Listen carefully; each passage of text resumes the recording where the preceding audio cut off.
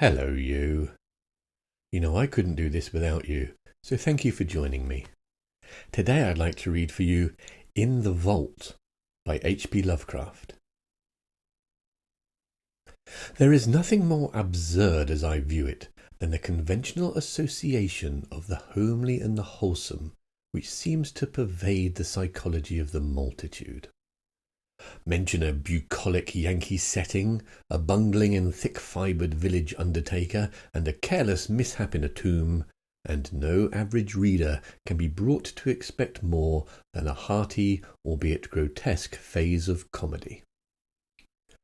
God knows, though, that the prosy tale which George Birch's death permits me to tell has in it aspects beside which some of our darkest tragedies are light. Birch acquired a limitation and changed its business in 1881, yet never discussed the case when he could avoid it. Neither did his old physician, Dr. Davis, who died years ago. It was generally stated that the affliction and shock were results of an unlucky slip, whereby Birch had locked himself for 9 hours in the receiving tomb of Peck Valley Cemetery, escaping only by crude and disastrous mechanical means. But while this much was undoubtedly true, there were other and blacker things which the man used to whisper to me in his drunken delirium towards the last. He confided in me because I was his doctor, and because he probably felt the need of confiding in someone else after Davis died. He was a bachelor, wholly without relatives. Birch, before 1881, had been the village undertaker of Peck Valley, and was a very calloused and primitive specimen, even as such specimens go. The practices I heard attributed to him would be unbelievable today, at least in a city, and even Peck Valley would have shuddered a bit had it known the easy ethics of its mortuary artists in such debatable matters as the ownership of costly laying-out apparel invisible beneath the casket's lid, and a degree of dignity to be maintained in posing and adapting the unseen members of lifeless tenants to containers not always calculated with the sublimest accuracy. Most distinctively, Birch was lax, insensitive, and professionally undesirable. Yet I still think he was not an evil man. He was merely crass of fibre and function, thoughtless, careless, and liquorish, and his easily avoidable accident proves, and, without that modicum of imagination which holds the average citizen within certain limits fixed by taste. Just where to begin Birch's story I can hardly decide, since I am no practised teller of tales. I suppose one should start in the cold December of 1880, when the ground froze and the cemetery delvers found they could dig no more graves till spring. Fortunately, the village was small and the death rate low, so that it was possible to give all of Birch's inanimate charges a temporary haven in a single antiquated receiving tomb. The undertaker grew doubly lethargic in the bitter weather, and seemed to outdo even himself in carelessness. Never did he knock together flimsier and ungainlier caskets, or disregard more flagrantly the needs of the rusty lock on the tomb door, which he slammed open and shut with such nonchalant abandon. At last the spring thaw came, and graves were laboriously prepared for the 9 silent harvests of the grim reaper which waited in the tomb. Birch, though dreading the bother of removal and interment, began his task of transference one disagreeable April morning, but ceased before noon because of a heavy rain that seemed to irritate his horse after having laid out but one mortal tenement to its permanent rest. That was Darius Peck, the nonagenarian whose grave was not far from the tomb. Birch decided that he would begin the next day with little old Matthew Fenner, whose grave was also nearby, but actually postponed the matter for 3 days, not getting to work till Good Friday the 15th. Being without superstition, he did not heed the day at all, though ever afterwards he refused to do anything of importance on that fateful 6th day of the week. Certainly the events of that evening greatly changed George Birch. On the afternoon of Friday, April 15th then, Birch set out for the tomb with horse and waggon to transfer the body of Matthew Fenner. That he was not perfectly sober he subsequently admitted, though he had not then taken to the wholesale drinking by which he later tried to forget certain things. He was just dizzy and careless enough to annoy his sensitive horse, which as he drew it viciously up at the tomb neighed and pawed and tossed its head, much as on that former occasion when the rain had vexed it.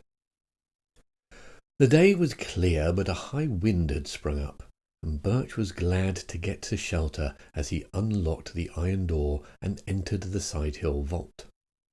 Another might not have relished the damp, odorous chamber with the 8 carelessly placed coffins, but Birch in those days was insensitive, and was concerned only in getting the right coffin for the right grave.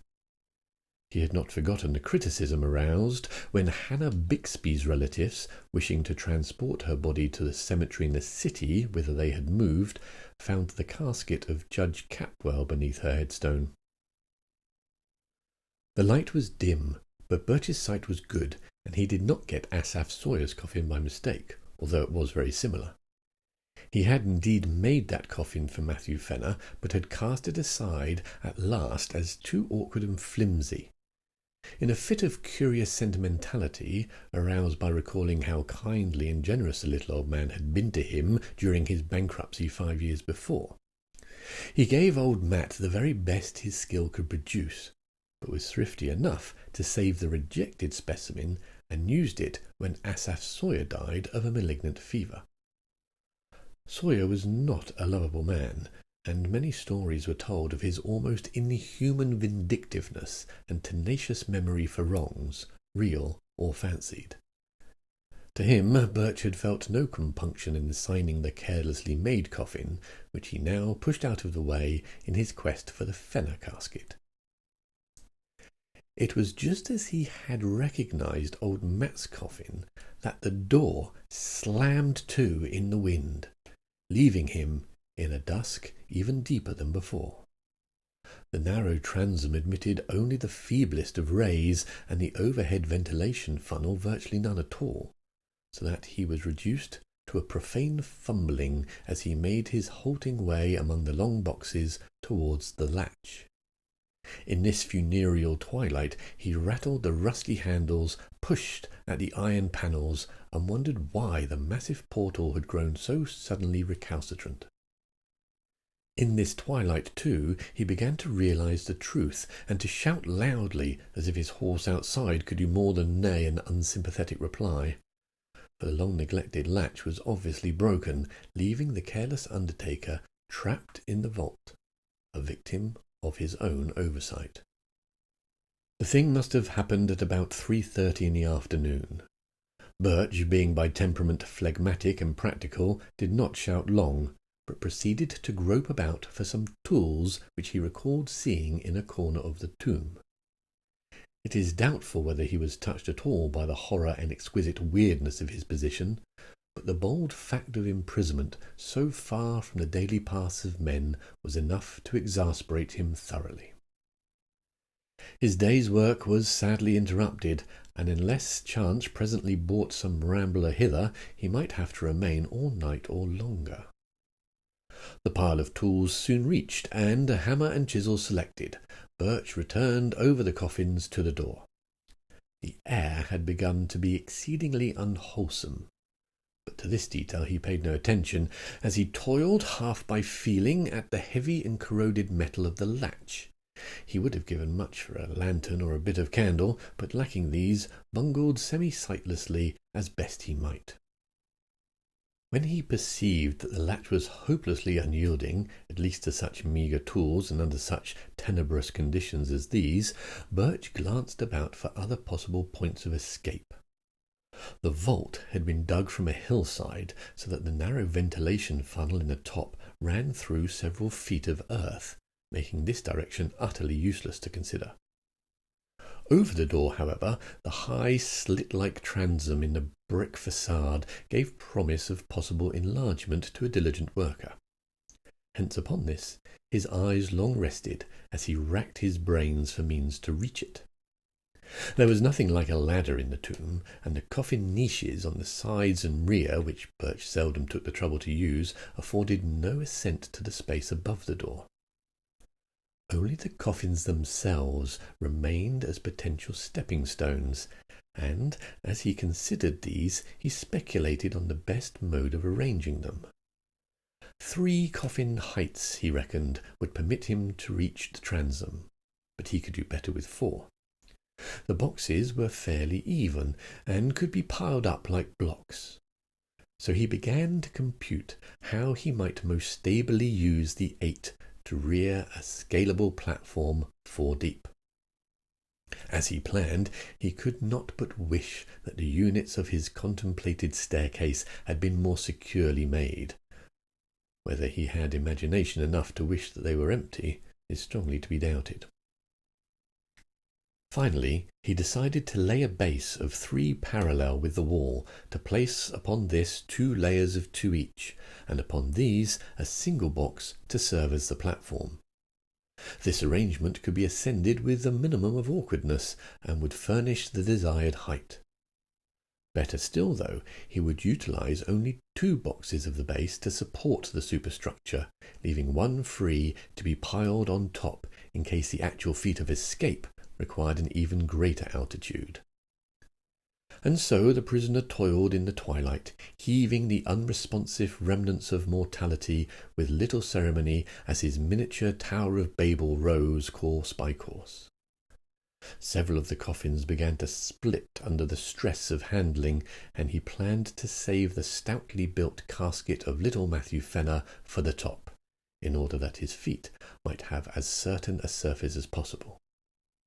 In the semi-gloom he trusted mostly to touch to select the right one, and indeed came upon it almost by accident, since it tumbled into his hands as if through some odd volition after he had unwittingly placed it beside another on the 3rd layer. The tower at length finished, and his aching arms rested by a pause during which he sat on the bottom step of his grim device. Birch cautiously ascended with his tools and stood abreast of the narrow transom. The borders of the space were entirely of brick, and there seemed little doubt but that he could shortly chisel away enough to allow his body to pass. As his hammer blows began to fall, the horse outside whinnied in a tone which may have been encouraging and may have been mocking. In either case, it would have been appropriate, for the unexpected tenacity of the easy-looking brickwork was surely a sardonic commentary on the vanity of mortal hopes, and the source of a task whose performance deserved every possible stimulus. Dusk fell and found Birch still toiling. He worked largely by feeling now, since newly gathered clouds hid the moon. And though progress was still slow, he felt heartened at the extent of his encroachments on the top and bottom of the aperture. He could, he was sure, get out by midnight, though it is characteristic of him that this thought was untinged with eerie implications. Undisturbed by the oppressive reflections on the time, the place, and company beneath his feet, he philosophically chipped away at the stony brickwork, cursing when a fragment hit him in the face, and laughing when one struck the increasingly excited horse that pawed near the cypress tree. In time the hole grew so large that he ventured to try his body in it now and then, shifting about so that the coffins beneath him rocked and creaked. He would not, he found, have to pile another on his platform to make for the proper height, for the hole was on exactly the right level to use as soon as its size might permit. It must have been midnight at least when Birch decided he could get through the transom. Tired and perspiring despite many rests, he descended to the floor and sat a while on the bottom box to gather strength for the final wriggle and leap to the ground outside. The hungry horse was neighing repeatedly and almost uncannily, and he vaguely wished it would stop. He was curiously unelated over his impending escape, and almost dreaded the exertion, for his form had the indolent stoutness of early middle-aged. As he remounted the splitting coffins, he felt his weight very poignantly, especially when, upon reaching the topmost one, he heard that aggravated crackle which bespeaks the wholesale rending of wood. He had, it seems, planned in vain when choosing the stoutest coffin for the platform, for no sooner was his full bulk again upon it than the rotting lid gave way, jouncing him 2 feet down on a surface which even he did not care to imagine. Maddened by the sound, or by the stench which billowed forth even to the open air, the waiting horse gave a scream that was too frantic for a neigh, and plunged madly off through the night, the waggon rattling crazily behind it. Birch, in his ghastly situation, was now too low for an easy scramble out of the enlarged transom, but gathered his energies for a determined try. Clutching the edges of the aperture, he sought to pull himself up, when he noticed a queer retardation in the form of an apparent drag on both his ankles. In another moment he knew fear for the first time that night. For struggle as he would, he could not shake clear of the unknown grasp which held his feet in relentless captivity.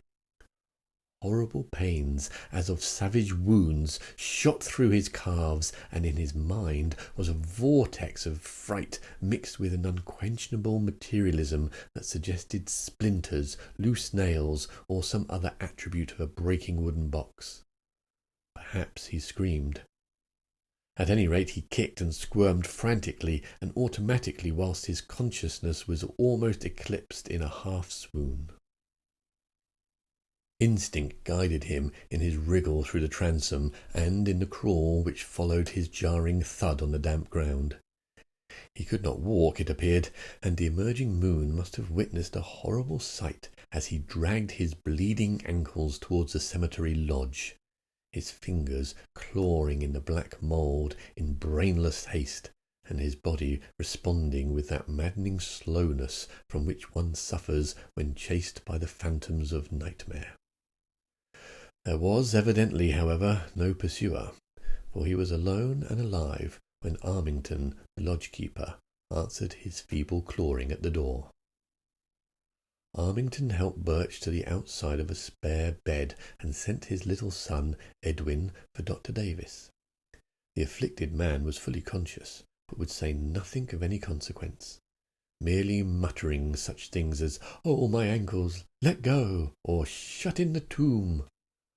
Then the doctor came with his medicine case and asked crisp questions and removed the patient's outer clothing, shoes, and socks. The wounds for both ankles were frightfully lacerated around the Achilles tendons, seemed to puzzle the old physician greatly, and finally almost to frighten him. His questioning grew more than medically tense, and his hands shook as he dressed the mangled members, binding them as if he wished to get the wounds out of sight as quickly as possible. For an impersonal doctor, Davis's ominous and awestruck cross-examination became very strange indeed, as he sought to drain from the weakened undertaker every least detail of his horrible experience. He was oddly anxious to know if Birch were sure, absolutely sure, of the identity of that top coffin of the pile. How he had chosen it, how he had been certain of it as the Fenner coffin in the dusk, and how he had distinguished it from the inferior duplicate coffin of vicious Asaph Sawyer. Would the firm Fenner casket have caved in so readily? Davis, an old-time village practitioner, had of course seen both at the respective funerals, as indeed he had attended both Fenner and Sawyer in their last illnesses. He had even wondered at Sawyer's funeral how the vindictive farmer had managed to lie straight in a box so closely akin to that of the diminutive Fenner. After a full 2 hours Dr. Davis left, urging Birch to insist at all times that his wounds were caused entirely by loose nails and splintering wood. What else, he added, could ever in any case be proved or believed? But it would be well to say as little as could be said, and to let no other doctor treat the wounds. Birch heeded this advice all the rest of his life, till he told me his story. And when I saw the scars, ancient and whitened as they then were, I agreed that he was wise in so doing. He always remained lame, for the great tendons had been severed, but I think the greatest lameness was in his soul. His thinking processes, once so phlegmatic and logical, had become ineffaceably scarred, and it was pitiful to note his response to certain chance allusions such as Friday, tomb, coffin, and words of less obvious concatenation. His frightened horse had gone home, but his frightened wits never quite did that. He changed his business, but something always preyed upon him. May have been just fear, and it may have been fear mixed with a queer belated sort of remorse for bygone crudities. His drinking, of course, only aggravated what it was meant to alleviate. When Dr. Davis left Birch that night, he had taken a lantern and gone to the old receiving tomb. The moon was shining on the scattered brick fragments and marred façade, and the latch of the great door yielded readily to a touch from the outside. Steeled by old ordeals in dissecting rooms, the doctor entered and looked about, stifling the nausea of mind and body that everything in sight and smell induced. He cried aloud once, and a little later gave a gasp that was more terrible than a cry. He then fled back to the lodge and broke all the rules of his calling by rousing and shaking his patient and hurling at him a succession of shuddering whispers that seared into the bewildered ears like the hissing of vitriol. It was Asaf's coffin. Birch, just as I thought. I knew his teeth, with the front ones missing on the upper jaw. Never, for God's sake, shrew those wounds. The body was pretty badly gone, but if ever I saw vindictiveness on any face or former face. You know what a fiend he was for revenge, how he ruined old Raymond 30 years after their boundary suit, and how he stepped on the puppy that snapped at him a year ago last August. He was the devil incarnate, Birch, and I believe his eye for an eye fury could beat old Father Death himself. God, what a rage! I'd hate to have it aimed at me. Why did you do it, Birch? He was a scoundrel, and I don't blame you for giving him a cast-aside coffin, but you always did go too damned far. Well enough to skimp on the thing some way, but you knew what a little man old Fenner was. I'll never get the picture out of my head as long as I live. You kicked hard, for Asaf's coffin was on the floor, his head was broken in, and everything was tumbled about. I've seen sights before, but there was one thing too much here. An eye for an eye. Great heavens, Birch, but you got what you deserved.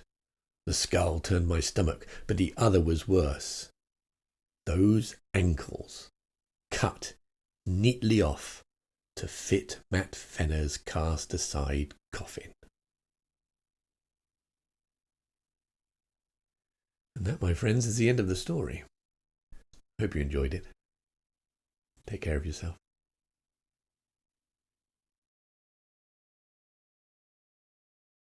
Licorice in his easily avoidable accident proves,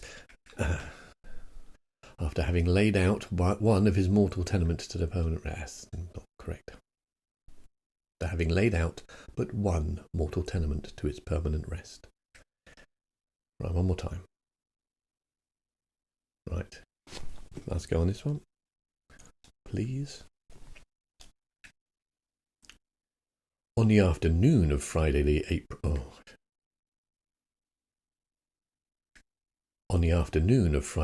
15th, then, oh, you bugger. The light was dim, but Birch's sight. The pile of salt. Oh, okay. That's not great. Birch returned over to the coffin's door. No, he didn't. So he began to compute. Dusk fell, and found Birch still toiling. He watched. I knew his teeth with the